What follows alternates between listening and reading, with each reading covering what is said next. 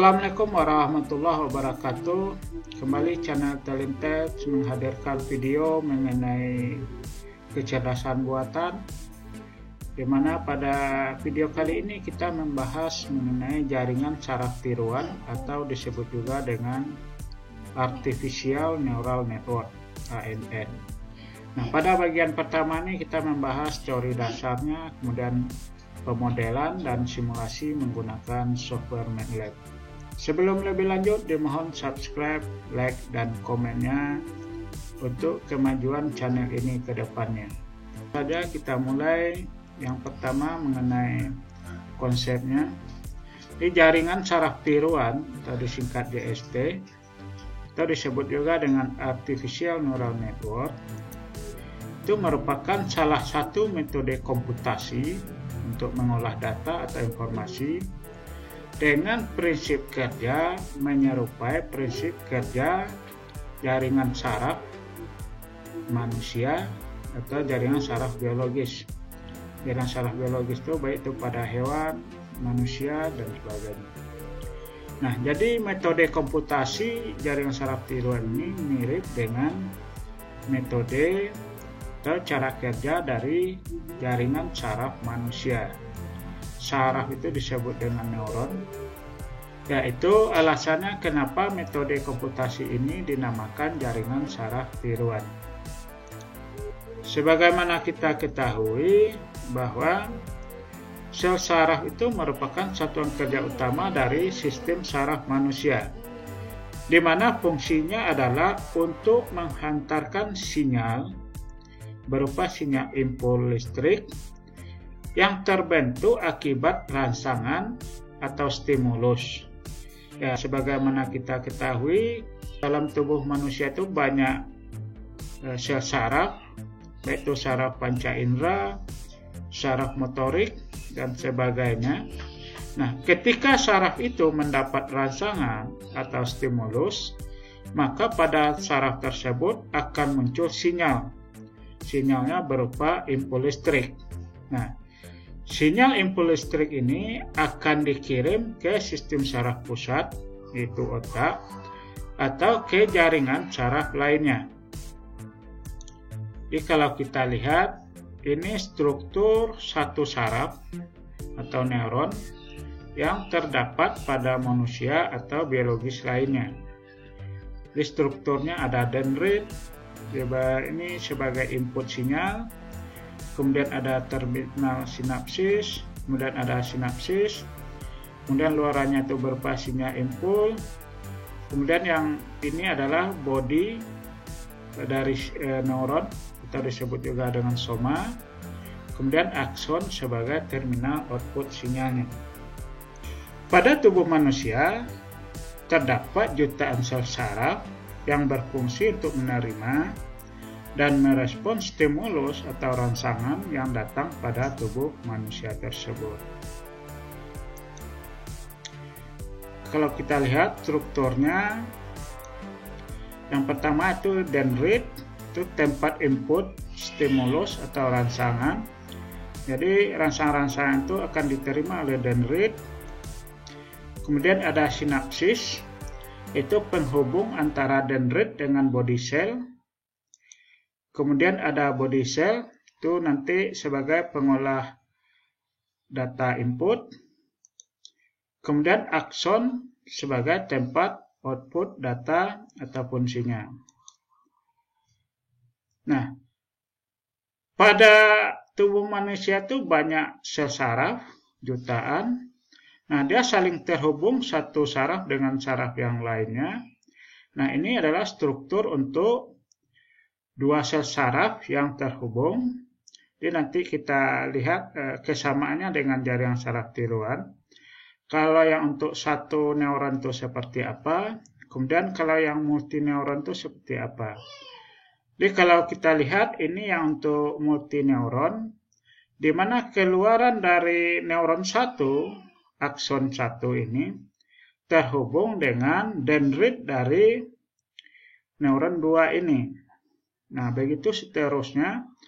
Kalau dia lebih banyak lagi, maka rangkaiannya juga akan lebih besar.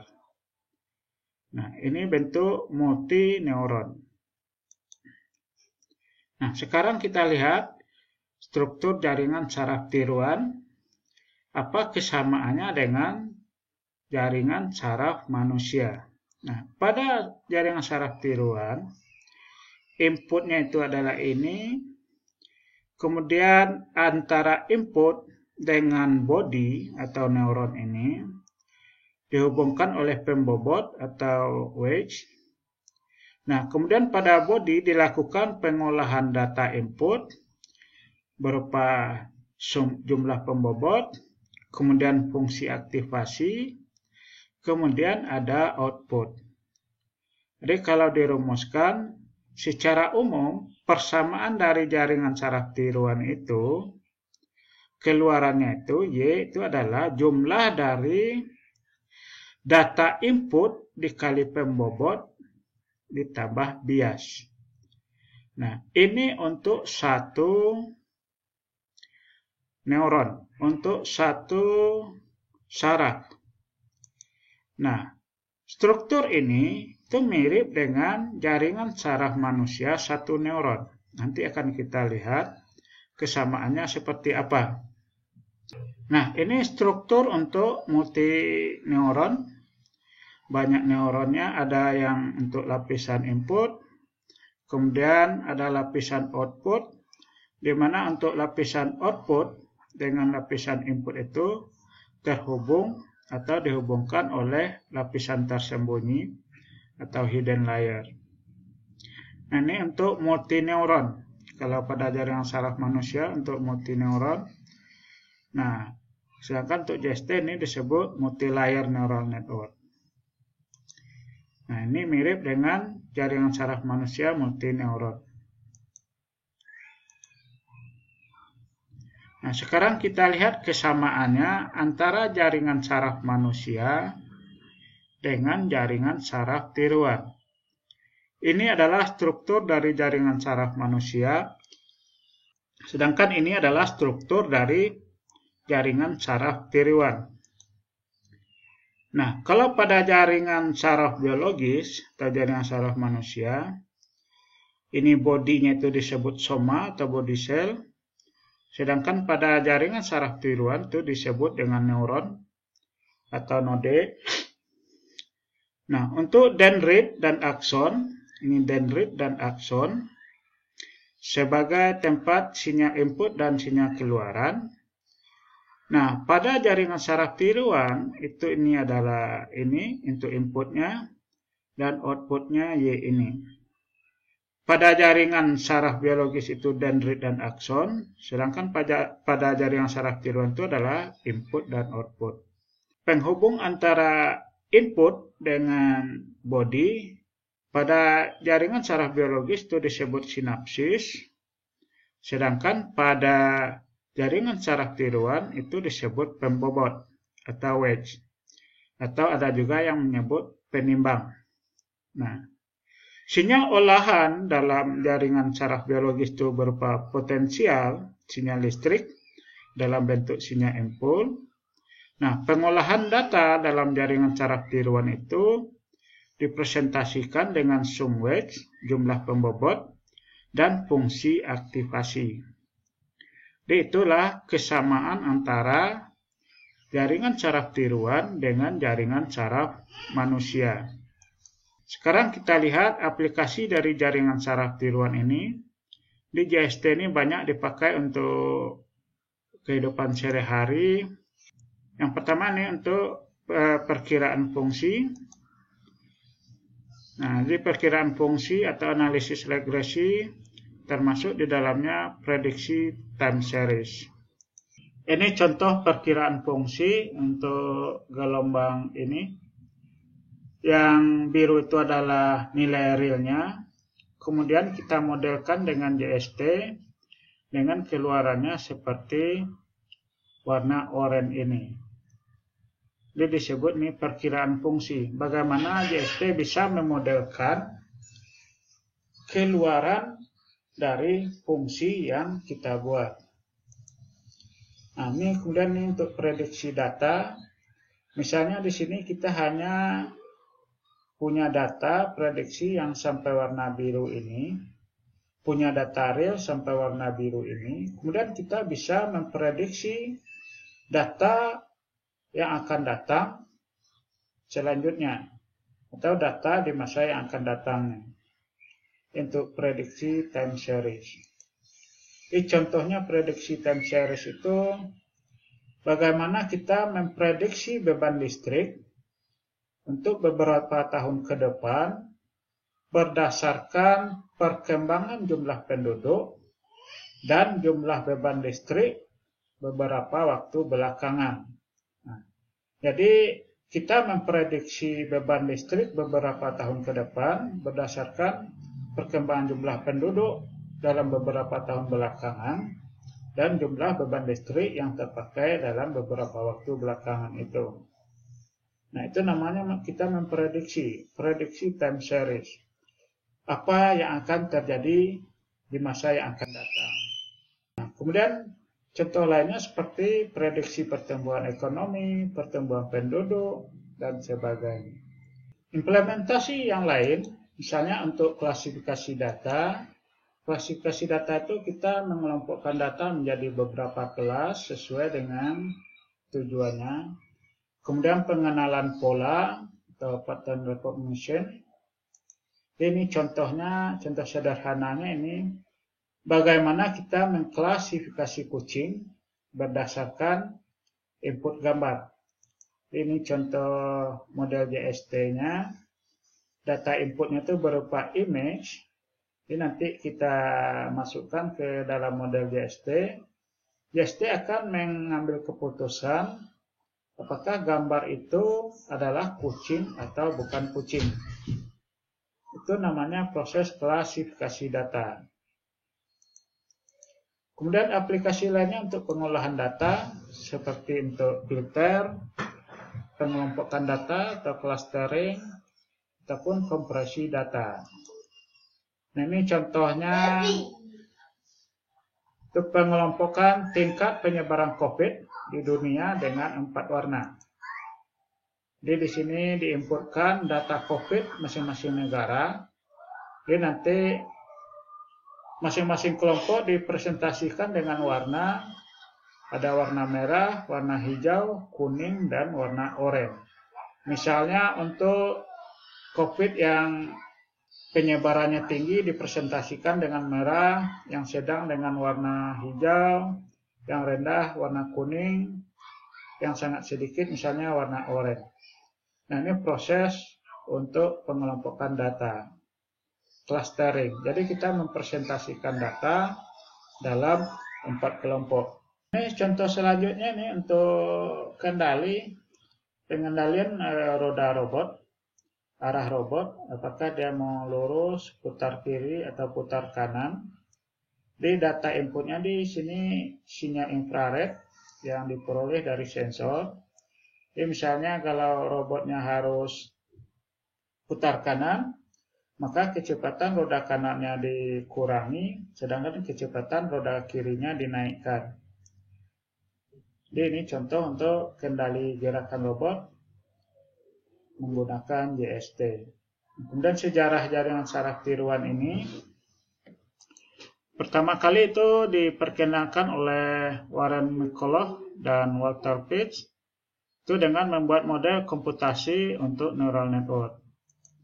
Kemudian pada akhir tahun 1940-an, Hebb membuat hipotesis pembelajaran berdasarkan mekanisme neural plasticity yang dikenal sebagai Hebbian learning. Jadi nanti dalam metode pembelajaran neural network akan kita kenal ada pembelajaran Hebbian. Kemudian tahun 1954, Perley and Wesley E. Clark pertama kali menggunakan mesin komputasi yang disebut kalkulator untuk mensimulasikan jaringan Hebbian. Kemudian tahun 1958, Frank Rosenblatt memperkenalkan perceptron sebagai artificial neural network yang pertama. Jadi nanti dalam metode pembelajaran kita juga akan mempelajari perceptron itu apa. Nah, itu sejarahnya. Kemudian sekarang kita masuk kepada prinsip kerja jaringan saraf tiruan. Nah, JST itu bekerja menghasilkan output sesuai dengan target dengan cara mencari atau mengupdate nilai pembobot atau weight-nya melalui proses learning atau pembelajaran atau training. Nah, jadi di sini kita akan mengupdate nilai pembobot.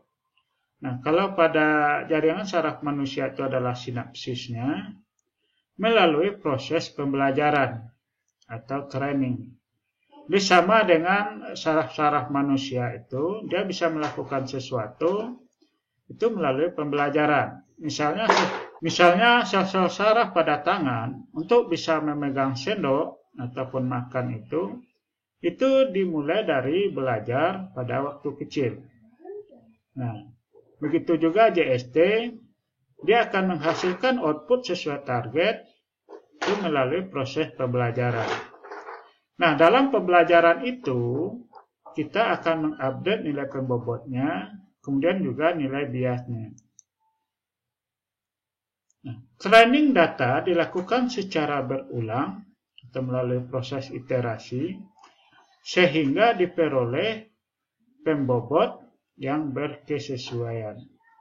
Jadi di sini ada output targetnya, kemudian dibandingkan dengan output dari pembelajarannya.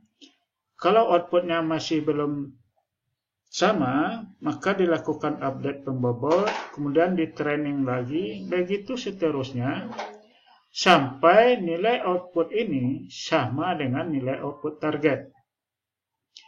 Misalnya kita membuat model JST untuk gerbang N. Nah, pada gerbang N, yang bernilai 1 itu pada saat input 1 dan input 2-nya itu bernilai 1. Selebihnya adalah 0. Nah, itu kita latih dengan targetnya luaran dari tabel kebenaran gerbang N. Kemudian inputnya kita kombinasikan 0 dan 1. Kemudian kita training sampai outputnya itu benar-benar sesuai dengan target outputnya. Di proses penentuan output pada jaringan saraf tiruan, yaitu melalui proses pembelajaran atau training. Nah, setiap kali training dilakukan perhitungan nilai output, di mana nilai outputnya itu merupakan fungsi aktivasi dari jumlah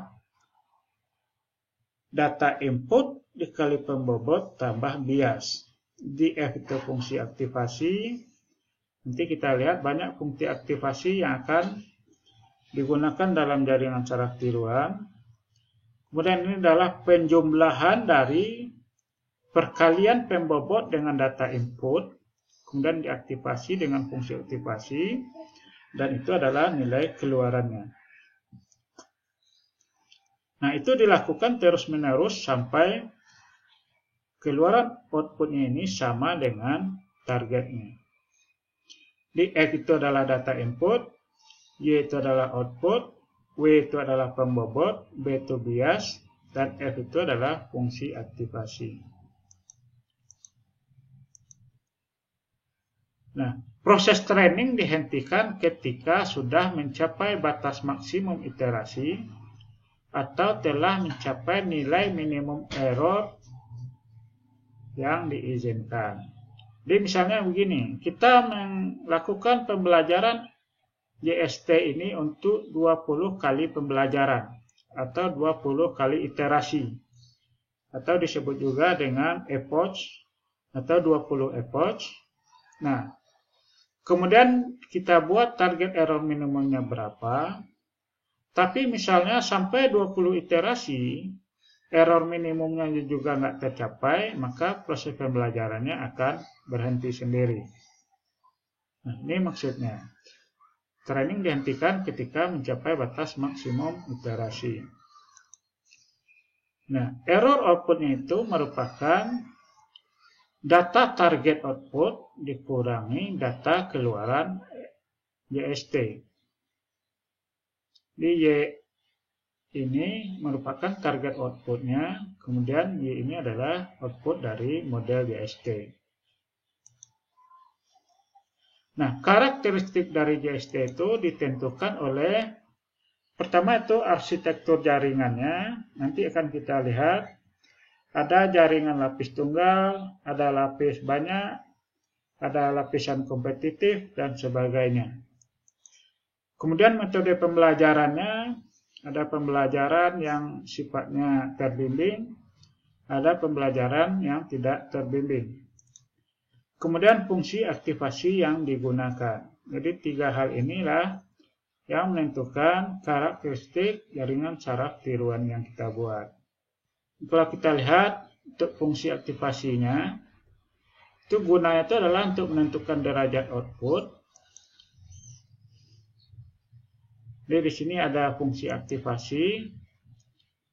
Nah, kemudian jenis-jenisnya, yang pertama itu fungsi linear. Kalau di dalam software MATLAB sintaknya itu adalah purlin. Nah, outputnya dari fungsi aktivasi linear itu sama dengan nilai X.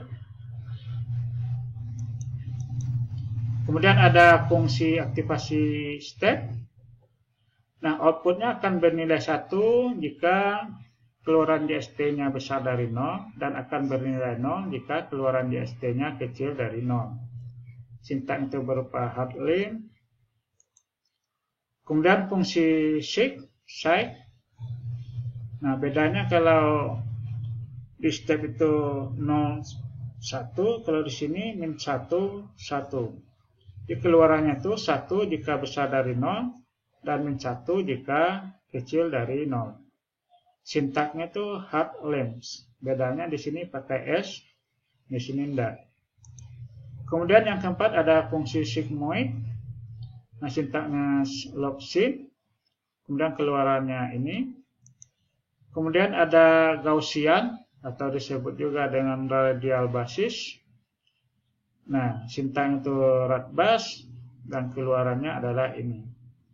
Dan banyak fungsi-fungsi lainnya yang dapat digunakan untuk mengaktifasi dari model JST kita. Kemudian arsitektur jaringannya, ada jaringan lapis tunggal, single layer neural network, hanya memiliki 1 lapis input dan 1 lapis output yang dihubungkan oleh pembobot tanpa lapisan tersembunyi. Ini contohnya jaringan lapis tunggal dengan 3 input, X1, X2, X3, dan 2 output. Nah, antara neuron input dengan neuron output ini dihubungkan oleh pembobot. Kemudian ini yang kedua, jaringan lapis banyak, multi-layer neural network. Ada lapisan input, kemudian di tengahnya ada lapisan tersembunyi, kemudian ada lapis output. Kemudian jaringan lapis kompetitif. Nah, ini model jaringan lapis kompetitif, di mana antara network itu saling terhubung. Nah, selanjutnya training jaringan saraf tiruan. Sebagaimana kita ketahui, model JST itu dapat menentukan keluaran atau output itu melalui proses pembelajaran atau training. Nah, ini dilakukan untuk mendapatkan nilai pembobot yang berkesesuaian, sehingga JST mampu menghasilkan output sesuai dengan target. Nah, metode training itu ada yang supervised learning atau pelatihan terbimbing. Nah, metode supervised learning ini itu menggunakan data output target sebagai acuan dalam menentukan nilai pembobot. Jadi kita harus punya data output targetnya. Jadi kelemahannya di sini, kita harus mempunyai history data. Dan hanya bisa dilakukan kalau kita punya data target output di supervised learning. Kemudian kebalikannya ada unsupervised learning, pelatihan tidak terbimbing. Nah, di metode ini tidak membutuhkan data output target dalam proses pelatihan. Nah, pelatihan itu hanya dilakukan dengan mengatur nilai pembobot sedemikian rupa sehingga dapat mengelompokkan data sesuai dengan yang diinginkan.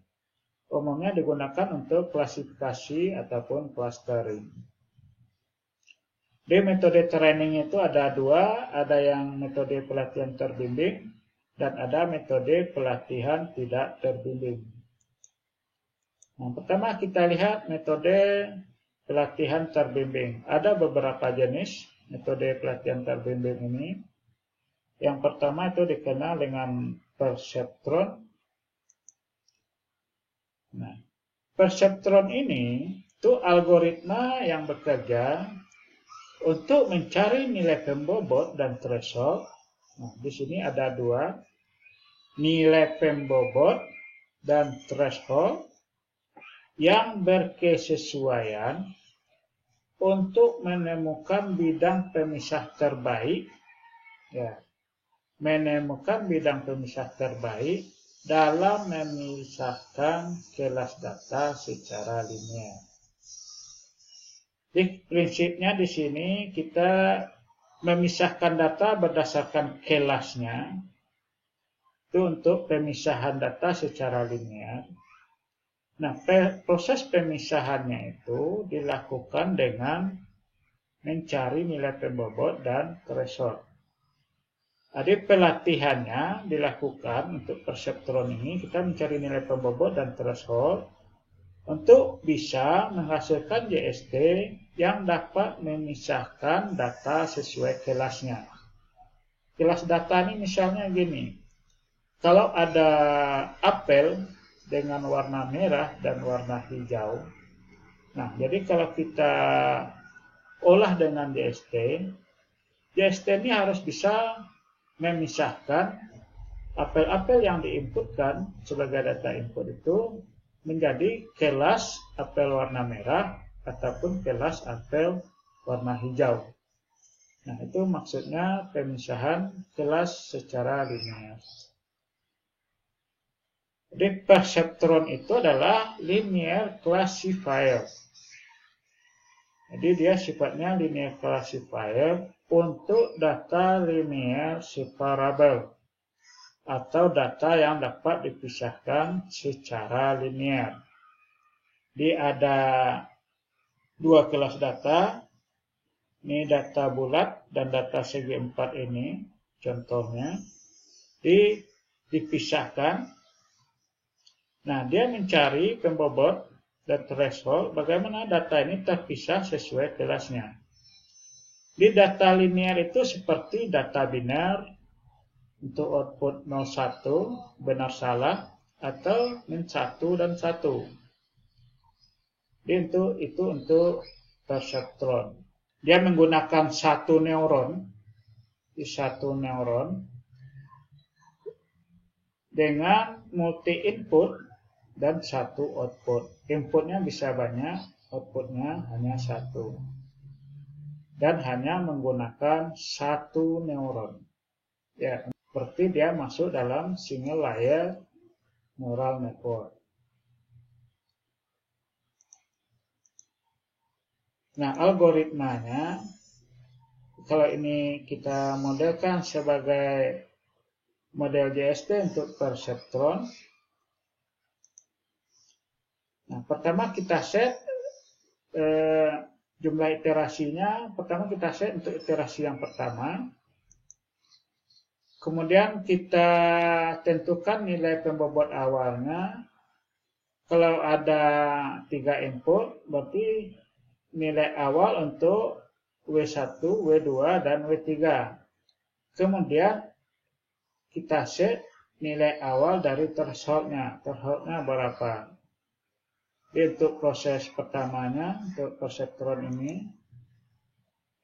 Kemudian kita lakukan aktivasi perceptron. Nah, jika inputnya X1, X2 sampai dengan Xn, dengan target outputnya adalah YD, ini target output. maka output setiap training merupakan fungsi aktivasi dari jumlah perkalian input dengan pembobot dikurang nilai threshold. Di sini untuk aktivasinya menggunakan aktivasi step. Nah, untuk biner itu juga bisa menggunakan aktivasi shake yang bermain 1 dan 1. Nah, kalau step nilainya adalah 0 dan 1. Nah, ini untuk output dari setiap training. Nah, setelah itu kita hitung errornya, itu nilai output target dikurang nilai output setiap training. Kita lakukan pembobot persamaan ini, di mana alpha itu adalah kecepatan training atau rate training. Nah, setelah itu kita ulangi langkah 2 sampai dengan langkah 5 ini, sampai nilai outputnya itu sama dengan nilai output target, atau disebut juga dengan konvergen. Nah, ketika sudah sama, maka nilai pembobotnya tidak perlu diupdate lagi. Itu proses training dari perseptron. Di alpha itu adalah kecepatan dari training. Sekarang kita lihat ini contohnya model JST perseptron untuk gerbang N. Di tabel kebenaran gerbang N ini dengan 2 input.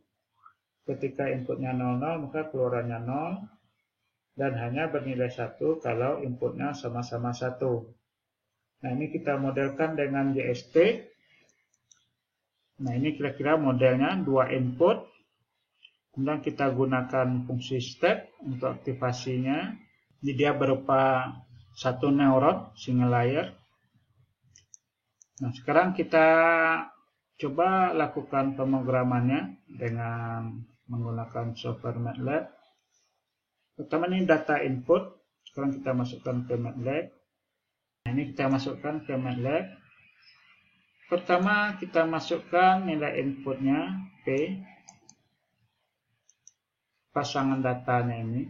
Kalau kita buat seperti ini 2 input. Kalau kita enter, nah ini matrik P-nya. Kemudian targetnya T, nilai outputnya.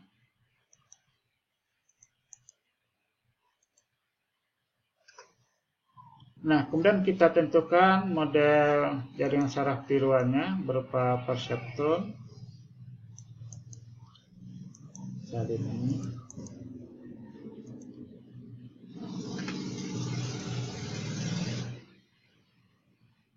Nah, ini netnya sudah ada. Selanjutnya kita lakukan pembobotan awal.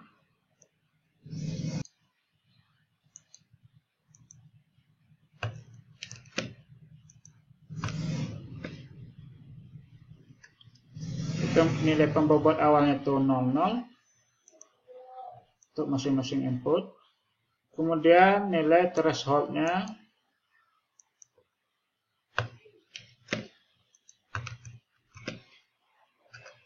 nilai threshold awalnya kita buat 0. Kemudian selanjutnya kita tentukan jumlah iterasi atau pengulangan pembelajarannya.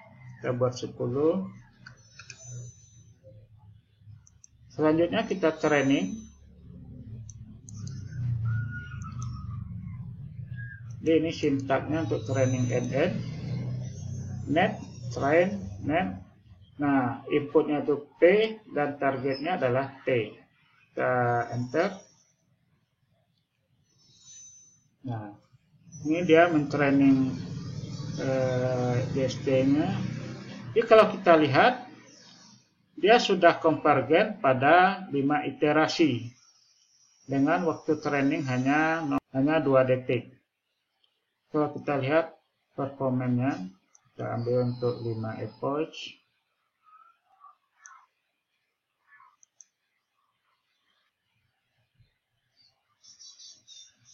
Kalau kita lihat errornya di sini untuk trainingnya itu 0,5.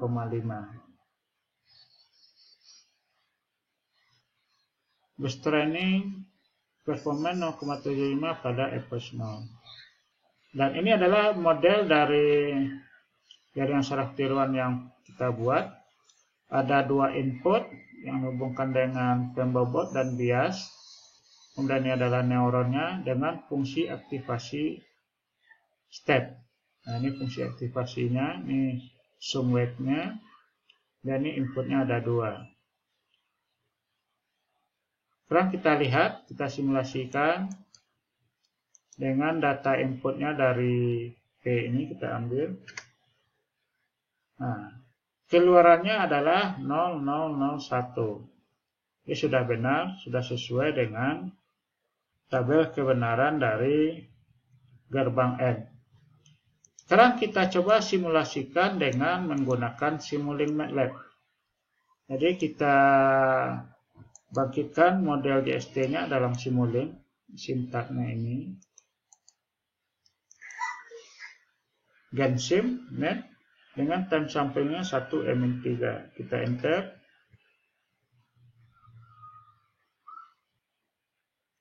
Nah, inilah model jaringan saraf tiruan yang dihasilkan dari training tadi. Model jaringan saraf tiruan untuk gerbang N. Kalau kita lihat isinya dari box ini, klik kanan. Kita lihat isinya.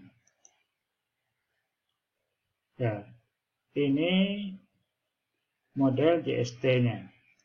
Hanya satu layer. Ini proses input dan proses output. Nah, sekarang kita coba simulasikan untuk melihat hasilnya. Dua input, kita beri dua input. Ini kita ubah. Kita beri move.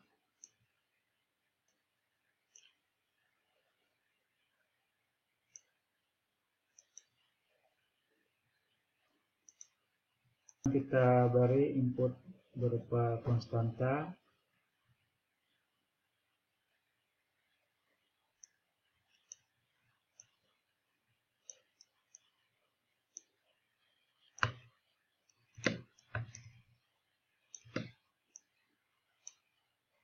Dan outputnya juga kita tampilkan di display.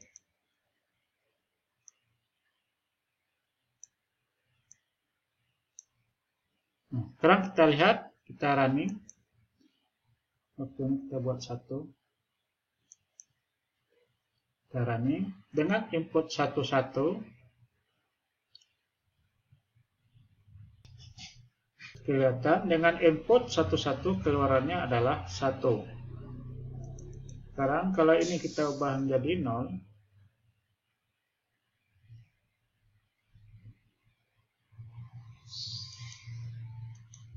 Kita running. Ya, keluarannya adalah 0. Kalau ini diubah menjadi 0. Keluarannya juga 0. Kalau ini diubah menjadi 1. Keluarannya tetap 0. Dan hanya bernilai 1. Dan hanya bernilai 1 kalau kedua inputnya 1. Kita running. Nah, hasilnya 1. Nah, ini model GST untuk gerbang N dengan menggunakan metode pembelajaran perseptron. Metode pelatihan terbimbing yang kedua itu berupa delta rule. Nah, pada delta rule ini merupakan pengembangan dari algoritma perseptron dengan menggunakan prosedur pembelajaran least mean squares atau LMS yang dikembangkan oleh Woodrow and Ho. Nah, pada LMS ini errornya merupakan jumlah dari kuadrat nilai output target dikurang nilai output saraf tiruan setiap learningnya. Nah, ini errornya. Kemudian perbedaannya antara perseptron dengan deltaron. Nah, kalau perseptron dia menggunakan fungsi aktivasi threshold untuk mendapatkan nilai output, sedangkan output deltaron merupakan penjumlahan langsung tanpa pemetaan dari fungsi aktivasi. Jadi kalau kita lihat, pada perseptron itu ada fungsi aktivasi, ini fungsinya berupa fungsi step, sedangkan pada deltaron itu langsung jumlah dari perkalian pembobot dan data input. Jadi nilai outputnya itu jumlah perkalian data input kali pembobot tanpa fungsi aktivasi dan tanpa threshold. Nah, kemudian update pembobot pada deltaron itu merupakan alfa kali jumlah error kali data input. Error itu adalah data target output dikurang data output setiap pembelajaran. Nah, metode pelatihan terbimbing yang ketiga yaitu algoritma propagasi balik atau backpropagation, di mana algoritma ini digunakan untuk multi-layer neural network. Ini nanti akan kita bahas dalam bagian kedua, bagaimana membuat algoritma pembelajaran untuk multi-layer neural network untuk jaringan saraf tiruan lapis banyak. Dan untuk pertemuan yang pertama ini kita cukupkan sampai di sini. Sampai jumpa dengan pertemuan selanjutnya. Assalamualaikum warahmatullahi wabarakatuh.